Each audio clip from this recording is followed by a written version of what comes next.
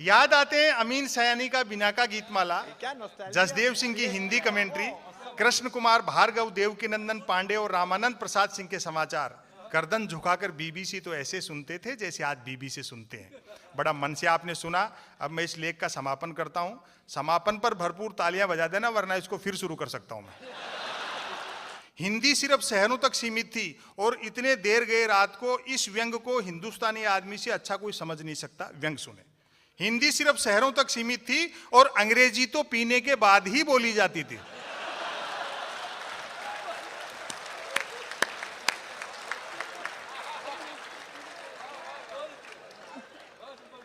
कई प्रकार के खेल कूद थे। अब तो बच्चे गेम के नाम पर वीडियो गेम खेलते हैं। बच्चे भी क्या करें। खो खो, कुश्ती और कबड्डी तो संसद विधानसभाओं में चले गए।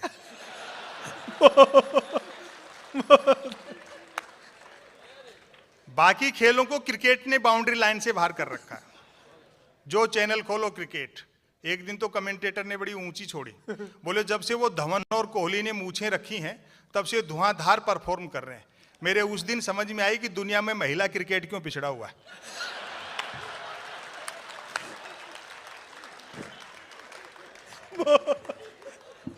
हालांकि क्रिकेट तब भी खेला जाता था। बैट का मालिक बैटिंग करता था और बॉल का मालिक बॉलिंग। फील्डर भी यही दो होते थे। बैट टच न होने पर फेंकी हुई गेंद फेंकने वाले को लानी पड़ती थी।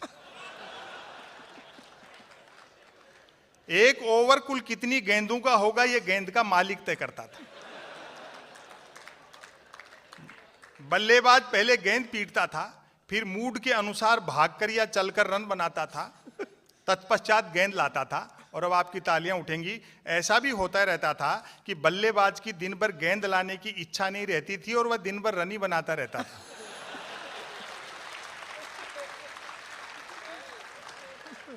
हम आवारा पूंजीवाद के दौर में जी रहे हैं। आए है आवारा पूंजीवाद। वाह। पूंजीवाद नहीं, आवारा पूंजीवाद के दौर में जी रहे हैं, जिसका काम है मनुष्य के भीतर असुरक्षा बोध भरना। लाखों करोड़ों रुपया जमा है, उसके बावजूद चिंता रहती है कल क्या खाएंगे। आए हाय हाय हाय। वाह वाह वाह वाह वाह। वार्डरोब अलमारी कपड़ों की भरी है और मनुष्य तय नहीं कर पाता कि पहनना क्या है। ये आवारा पूंजीवाद। बुजुर्ग लोगों के समर्पित करता हूं एक पंक्ति। लोग भूखे उठते तो थे किंतु भूखे सोते नहीं थे। आए हाय वाह वाह वाह वाह। महंगाई बिल्कुल नहीं थी। ईमान के अलावा सब कुछ सस्ता था। सस्ताई का अंदाजा आप इसी से लगा लें कि फिल्मों में हीरोइनों को पैसा कम मिलता था तो भी कपड़े पूरे पहनती थी। बहुत अच्छा, बहुत अच्छा। उन दिनों रामलीलाएं मनोरंजन का प्रमुख साधन हुआ करती थी। हर धर्म जाति भाषा के लोग देखते थे रामलीलाएं, और अवध वाले तो खैर धन्य इस मामले में। उन दिनों रामलीलाएं मनोरंजन का प्रमुख साधन हुआ करती थी, जिनमें महिला पात्रों का रोल भी पुरुष ही करते थे। रामलीला वालों का गले मिलने और गले पड़ने का समय अलग अलग होता था। रामलीला मंडली गांव की धर्मशाला में ठहरती थी। हम बच्चे दिन में धर्मशाला में जाकर देखते थे कि गत रात ही एक दूसरे के जानी दुश्मन रहे बाली और सुग्रीव साथ साथ ताश पत्ती खेल रहे। शूरपनखा मंथरा के लिए चाय बना रहा है, और हर पुरुष की जो घर में औकात है, चाहे मैं ही हूं चाहे कुमार विश्वास हूं, चटाई पर बैठा रावण रात को आरती में आए पैसों का हिसाब मंदोदरी को दे रहा है।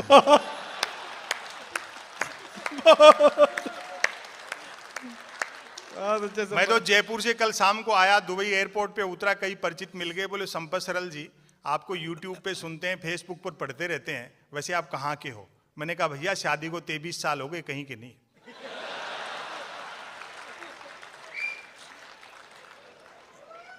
लोग पैदल चलते थे और पदयात्राएं करते थे, जो कि पद प्राप्त करने के लिए नहीं होती थी। बहुत अच्छा है।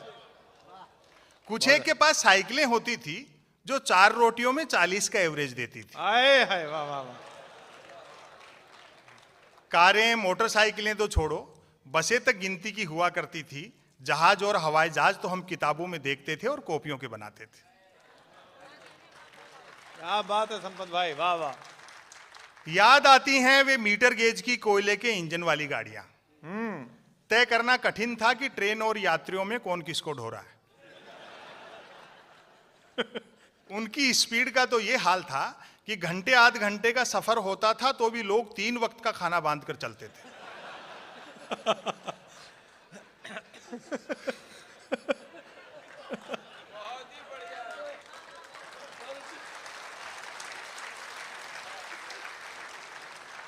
ट्रेन में चढ़ने में जितना पसीना आता था उतरने में उससे अधिक आता था। यात्री काठ की सीटों पर काठ के उल्लू बने बैठे रहते थे। डिब्बे में डफली वालों का गाना बजाना चलता रहता था। और आदमी का मनोविज्ञान आप पकड़ लें, मुझे आशीर्वाद दें। डिब्बे में डफली वालों का गाना बजाना चलता रहता था। खड़े यात्री भजन पसंद करते थे और जिन्हें सीट मिल जाती थी वे गजल। बहुत अच्छे भाई, वाह, बहुत अच्छे भाई, बहुत अच्छे। लोग फरमाइशें करते रहते थे और डफली वाले गाते रहते थे। डफली वालों को पैसे देने का वक्त आता था तब फरमाइशें करने वाले खुद गाने लगते थे।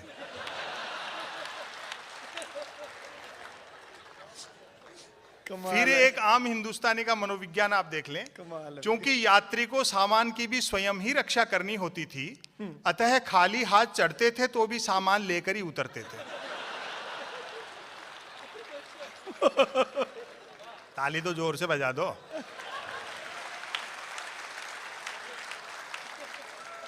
चिट्ठी पत्री का दौर था। एसएमएस ईमेल वाले क्या जाने पत्र लेखन का स्वाद। और हमारे एक बड़े शायर हैं उदय प्रताप सिंह जी, जो सांसद भी रहे, समाजवादी पार्टी के नेता।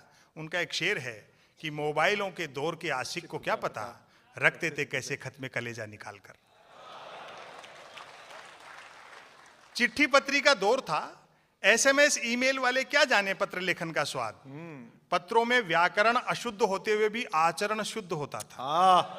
वाह। मैंने तो स्वयं कई बार अपने पिताजी को चरण स्पर्श की जगह आशीर्वाद लिखा है। समापन की ओर बढ़ता हूं। खत लिखता हूं खून से शाही ने समझना, अर्थात प्रेम पत्र लाल शाही से लिखकर अपने खून से लिखा बताने का रिवाज तब भी था। परिणाम भी वैसा ही निकलता था। जिन्होंने वैसे प्रेम पत्र लिख लिख कर कबूतर उड़ाए थे, आज बेचारे शादीशुदा हैं और तोते उड़े हुए। शादी से याद आया, तब शादियों में व्यर्थ का धूम धड़ाका और दिखावा नहीं होता था। बस 2-4 बाराती बैंड पर बजती नागिन की धुन पर सपेरा नृत्य कर लेते थे। बहुत अच्छा। क्योंकि तब बीन बनाने के लिए रूमाल ही 2-4 बारातियों के पास होते थे।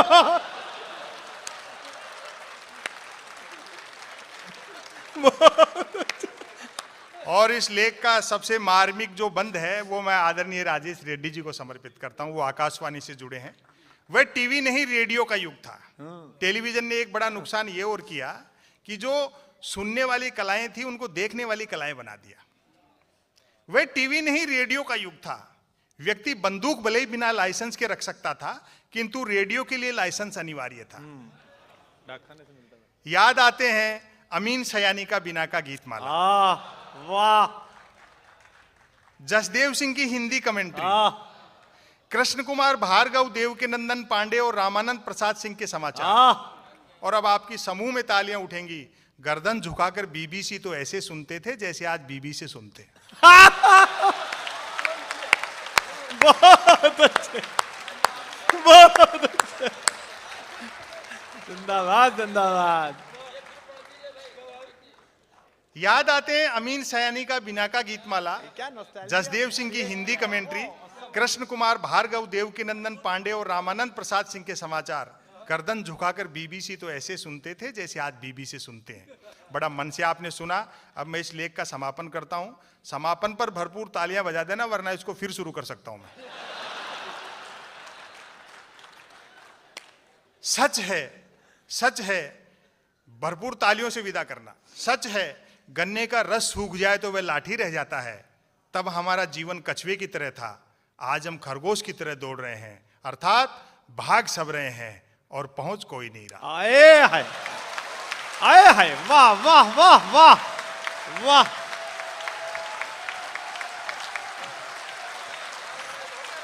एक बार जोरदार तालियां संपत सरल साहब के लिए। वाह।